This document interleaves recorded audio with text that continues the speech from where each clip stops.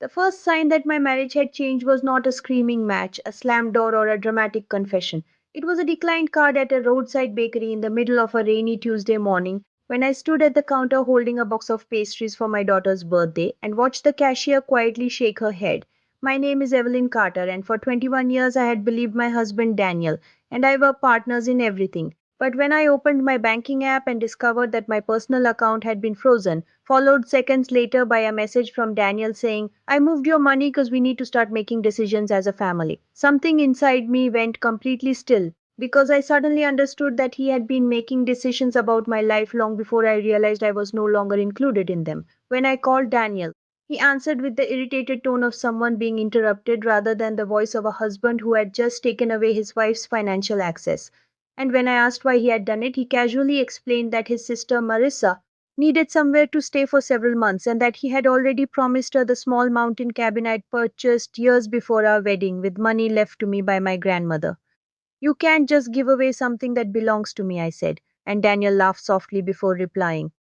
Evelyn, after 21 years, you're still talking like everything has to belong to one person. But what he didn't know was that I had spent the previous week discovering something far more disturbing than his sister's plans, because a folder hidden inside an old filing cabinet contained documents showing that Daniel had been trying to place the cabin, our investment account, and several other assets into a private family arrangement without telling me.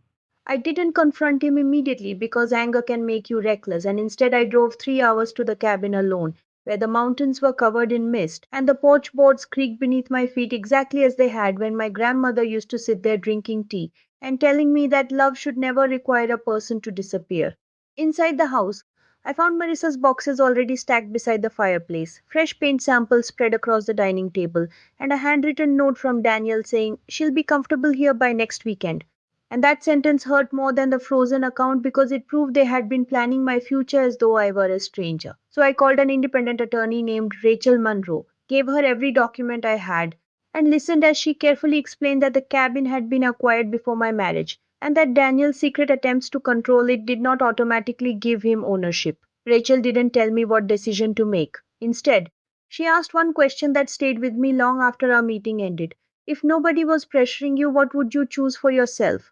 I sat in my car outside her office thinking about all the years I had spent protecting everyone else's comfort, remembering every family holiday I had paid for, every time I had quietly covered Daniel's debts, every weekend I had surrendered because Marissa needed something, and every argument I had swallowed because I believed keeping peace was more important than being heard, until I finally realized that the cabin was no longer simply a building in the mountains. It had become the clearest symbol of how easily my generosity had been mistaken for permission. Instead of selling the cabin immediately, I made a decision nobody expected. I put it into a temporary independent trust for my daughter Natalie, with professional oversight and strict instructions that neither Daniel nor Marissa could control it. And then I opened new accounts, separated my records, reviewed our insurance and investments, and quietly began rebuilding a life where I could understand every financial decision affecting me. Daniel discovered what I had done when he tried to sign paperwork for the cabin and was told that he had no authority. And when he stormed into the kitchen demanding an explanation, I didn't raise my voice as I told him. You taught me something when you froze my account. You taught me that love without respect can become control, and I will never confuse the two again. For the first time in our marriage, Daniel had no quick answer because he had expected tears, guilt, or an apology. But instead, he sat across from me while I explained everything I had discovered and admitted that I was no longer willing to live in a marriage where one person could make financial decisions for two people and call it protection.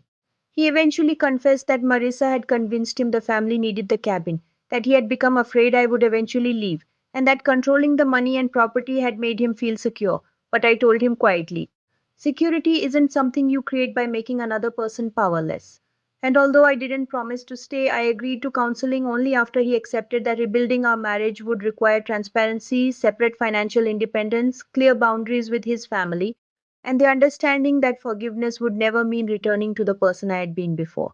Months later, the cabin remained untouched, but its meaning had completely changed because it was no longer a secret battlefield between relatives. It became a place where Natalie and I spent a peaceful weekend planting wildflowers around the old porch, while Daniel worked separately on becoming a husband who asked instead of ordered, listened instead of dismissed, and understood that partnership meant standing beside someone rather than standing over them. I learned that protecting yourself does not automatically mean destroying the people you love, that generosity without boundaries can slowly become self erasure, and that sometimes the smallest warning, a declined card, a hidden document, or one careless sentence, can reveal a truth you have spent years refusing to see. So if you ever find yourself choosing silence just to keep everyone else comfortable, remember that your voice matters too. Please subscribe to our channel and share this video with your friends and family. We create entertaining and inspiring stories for our viewers, and your support helps us continue making great content for you.